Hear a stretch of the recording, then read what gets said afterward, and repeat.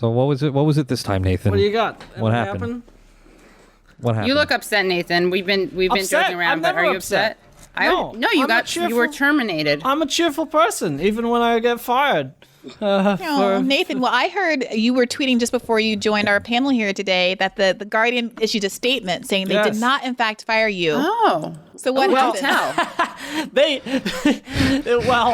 Yes. Nathan, said get they out. did not fire me because they don't have contracts with their columnists, so they could get rid of them at any time. So they weren't denying that I was a columnist, and that because of the tweet, I am no longer a columnist. What they denied was that should be described as firing me. So let's set this up for the people. Nathan J. Robinson, you are a founder of Current Affairs magazine. You are also a columnist and have been since, you said, 2017, I think. I've been a columnist, I think, I've only columnist since like 2019, but I've been a contributor to The Guardian since 2017, I think. Okay, and you get, a not insubstantial slice of income from doing that work. Yeah. I got about $15,000 a year. I did about 30 columns last year. Walk us through. So the scuttlebutt is that you were disentangled, consciously uncoupled from being a contributor. Yes, I don't know what term they prefer. As a consequence of having done a couple of tweets that they have characterized as anti-Semitic. Yes. Well, the context is that in December, when Congress was passing the COVID relief with $600 checks, at the same time, it wasn't, some people said it was in the same bill. It wasn't in the same bill. There was the COVID relief, and at the same time was being passed national security appropriations that included $500 million for Israel in military aid for new weapon systems. And they outlined the weapon systems that the $500 million was paying for. And there was some controversy over this because obviously Congress was stiffing Americans on the $600, but definitely made sure that Israel got a bunch of new weapons. So the fact that they were signing off on this at the same time it made me very angry, because it's not just giving it's not just that Israel is an incredibly powerful country that is a nuclear-armed power that's doesn't need more weapons. It's also that those weapons are used to maintain an apartheid state. Right, so and for human rights abuses. So but I didn't even tweet about that. I just said, my tweet was, did you know it's actually the law that Congress can't pass any new spending without including a new weapons system without including new money for weapons for Israel? And then, because I wanted to make sure that nobody thought that was actually the law, there's a second part of the tweet that says, okay, if it's not actually the law, it is at least such custom in the government that it's functionally indistinguishable from the law, which is true, by the way. They're the number one cumulative recipient of military aid from the United States, and during a pandemic, we were making sure Israel gets paid to buy new weapons. So not give Palestinians the immunizations, too. Yeah. They don't get an Iron Dome system, the Palestinians. For their immunologically either, yeah. So in the interest of journalistic clarity, you did the thing where you explained your joke in a subsequent tweet. Where basically, this is sarcasm. Obviously, there's no real I am doing sarcasm. They maybe should have fired you for that, not that works for journalists, not for comedians. Yeah. Apparently not, yeah. So then what happened? Lay out the timeline, because you wrote an article about this today in Current Affairs. Well, so this was in December. This was in December 20-something, and I had been told some people in the replies were calling it anti-Semitism, and I just laughed because I don't read the replies. Because you think anti-Semitism's funny. Okay. Because I think anti-Semitism is hilarious and not real. No, I was told this was anti-Semitism, and I thought, well, that's really funny because, I couldn't even, I was like, how? I was like trying to construe it, playing that game, like, can I turn this into anti-Semitism? And I was like, that really doesn't work. But I got an email from the editor-in-chief of The Guardian, who I've met once, don't communicate with him normally. He sent me an email, subject line, private and confidential. And it said, Nathan, and then the first thing he said was, this is fake news. There is no such law saying that we have to give weapons to Israel whenever we authorize new spending. He used the words fake news? He said fake news. He said this is fake. This is what we call fake news.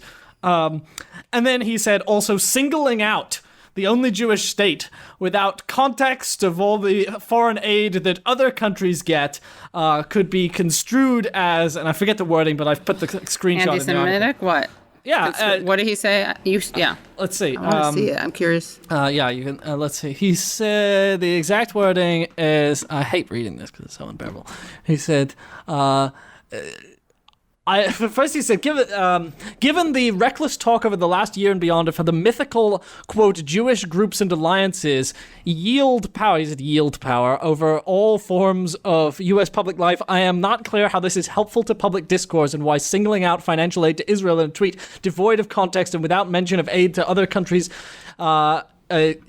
either currently or historically, is a useful addition to public discourse. You are free, of course, to use Twitter in whatever way you choose, but it dismays me that someone who presents themselves as a Guardian columnist would make a clearly erroneous statement without context. Editor-in-chief of The Guardian, John Mulholland. And then there's something at the end of the email which looks like it's a quote from someone, and not from him, that says, saying the only Jewish state controls the most powerful country in the world is clearly anti-Semitic. The myth of Jewish power informs murderous hatred. Delete this and apologize. Okay, so yeah, that's interesting. So is that like, what's the deal with that? Did some friend, was he like, did he go ask a Jewish friend for like how he should phrase it to you? I said this as a Jew. I don't know, because it's not clear if that's a quote. It looks like it's a quote from someone else. I was. Oh, maybe that's how he signs all of his emails. That's his signature. Yeah, could be a signature. I was told that someone in the London office, the editor, some editor in the London office was pissed. It might be someone from them. It might just be quoting one of the replies from Twitter. Not sure.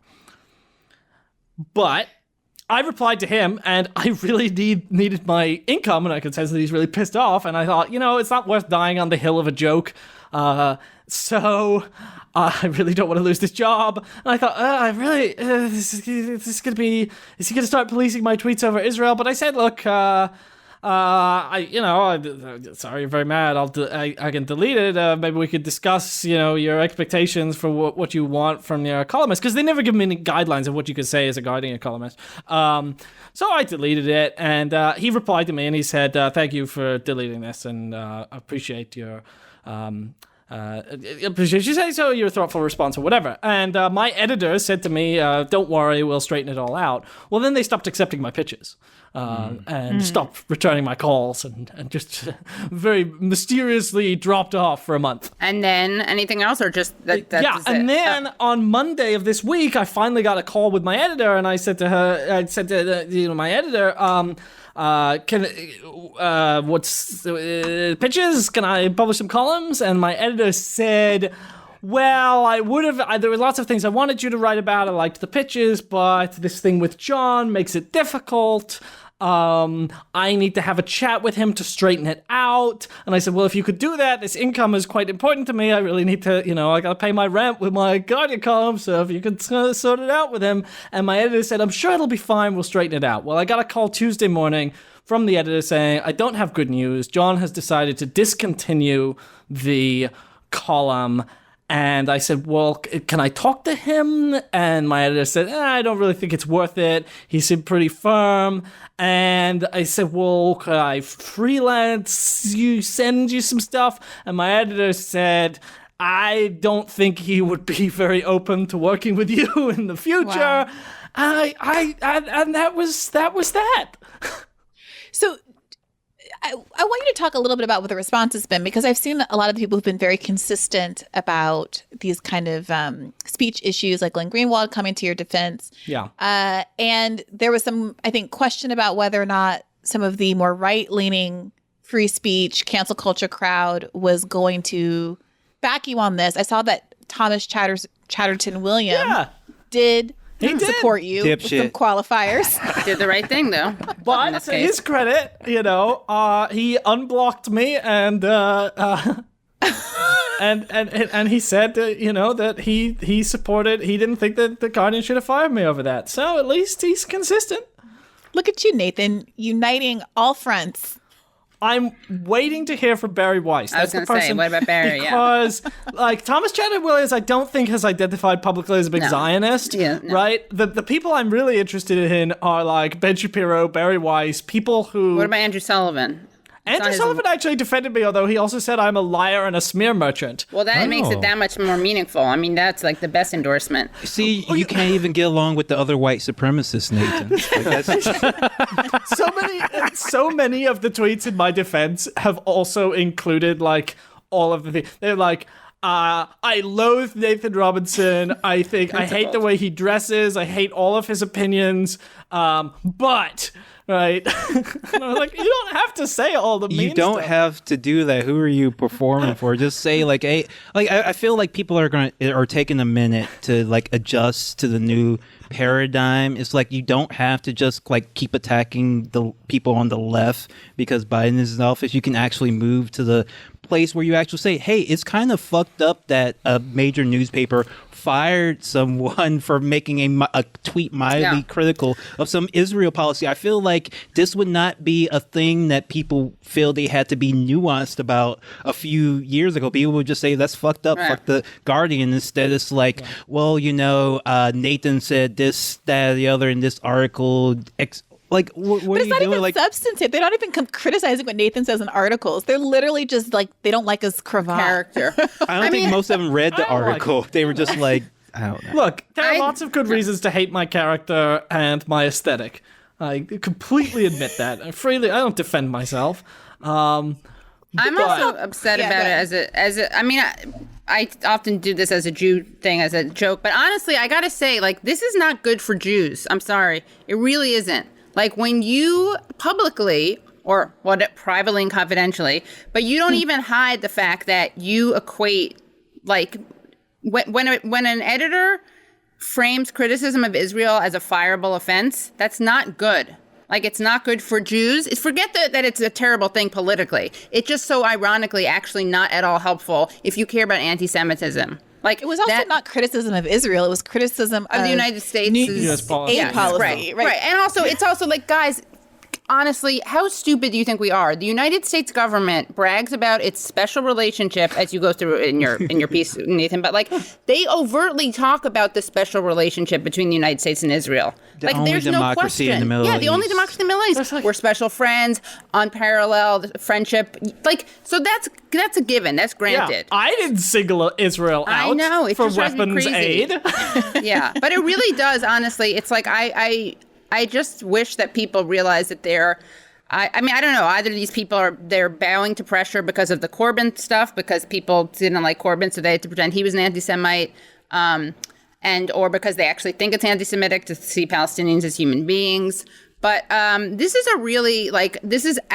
this is not even remotely defensible. Like, there's so much more subtle stuff that is not defensible, but on the face of it seems defensible. This isn't. This is just like outright, you're critical at all of the United States relationship with Israel. You should not have a job here. It's no Bernie with a house on each shoulder. His house epaulets and the Economist. Yeah, I did want to take a second to make sure that even if the Thomas Chatwills and the Barry Weisses and all these people absolute dipshit, but if they all come to your defense and say it's all right for Nathan to be anti-Semitic as he wants and still maintain his column, it's like so what? Like, at the end of the day, they're only preserving their right to be like super racist and awful stuff about Palestinians. That, like, they actually, like, for Thomas Chatwell, like, to condemn your politics while also saying, like, it doesn't mean anything to me to defend you in that context, because they don't care about, like, because your tweet was about something substantive. We're just talking about like whether you can tweet now, instead of talking about the actual topic you were talking about. Is like, why are we handing millions of dollars to the Israeli military during the pandemic? So we've already moved, the conversation gets moved to this weird space where the only problem, this is only a problem for people who have columns.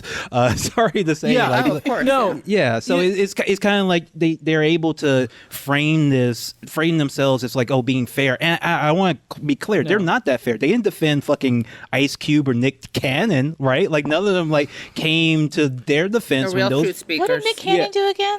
Nick Cannon, he did some like kind of What was it? It's a little anti-Semitism. He did a little bit of anti-Semitism. It started off kind of light and then got kind of a little bit heavier. It was they did have black Israelites, black. What is it? Yeah, it was like some black Israelite sort of the stuff he got into. Yeah, I like them. I really like their work. And he actually got and he actually lost work and got fired, and none of these people said anything. Like, so I'm sorry, Nathan. It doesn't mean anything to me if they defend another white, Ivy Leaguer from being canceled. Right. Like, defend, some nigga from the hood who's saying something anti-Semitic. But is that Nick Cannon? If you really mean it. Well, is Nick Cannon the most vulnerable among us?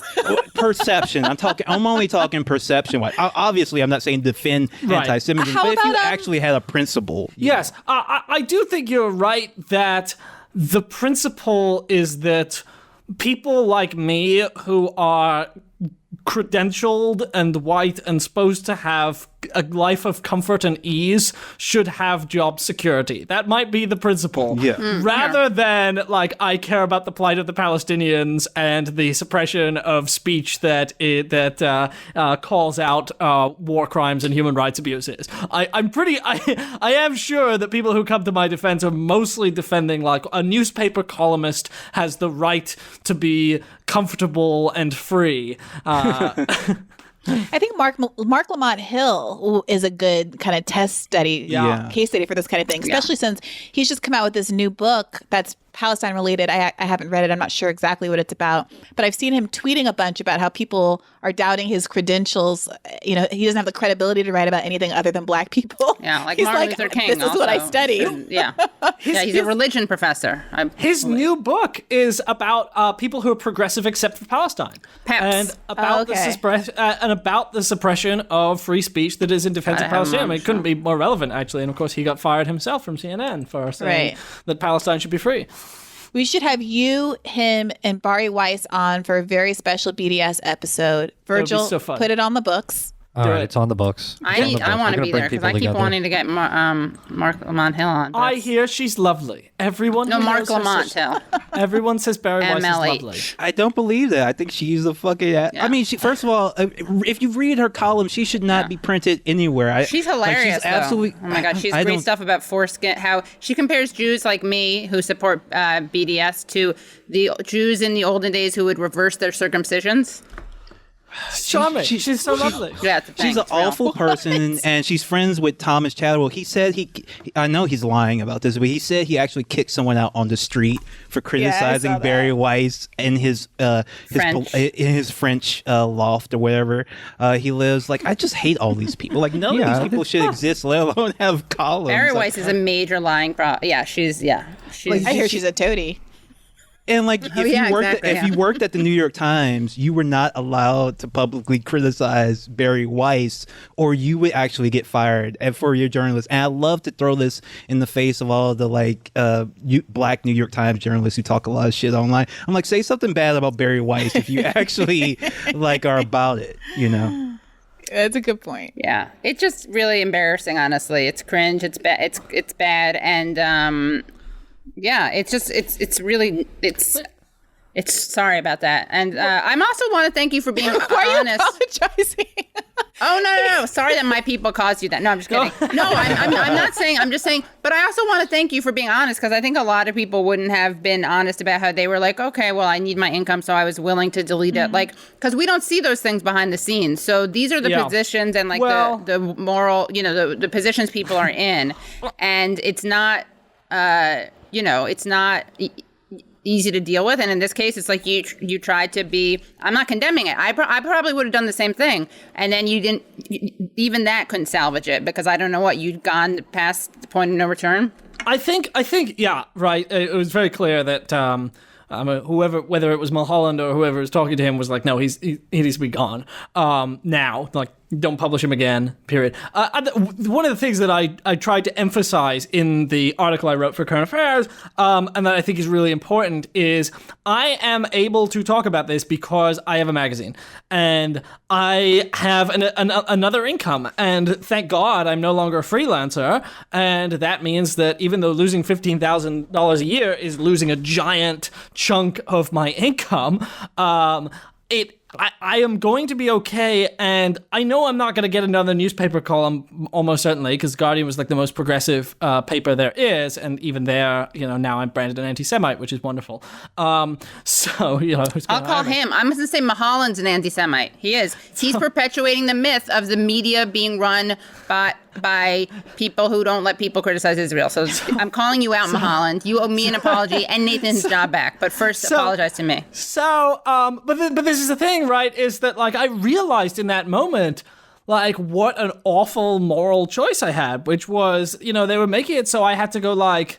And in their statement that they put out today, they said Nathan Robinson recognized that his tweet was inappropriate. I didn't recognize that my tweet was inappropriate. I apologized to him because I knew I had no choice but to like grovel if I was going to keep my job. And I was like, I don't mean any of this, but like these are just words and I don't give a shit. Like, so you're a liar.